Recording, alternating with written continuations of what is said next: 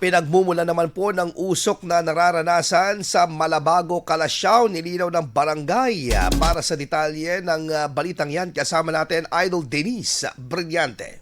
104.7 IFM Report.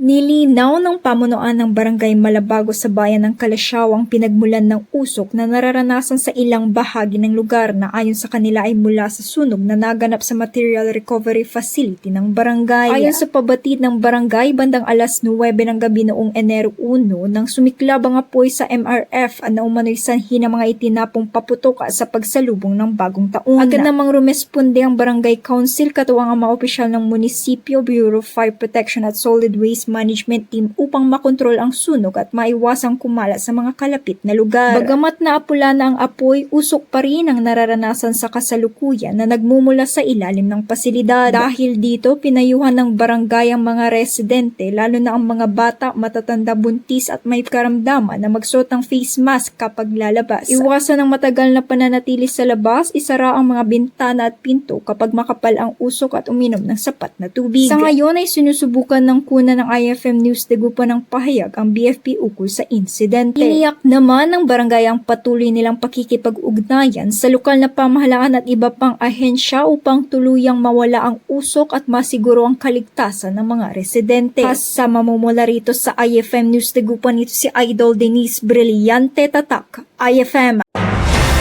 IFM News. IFM News. IFM News.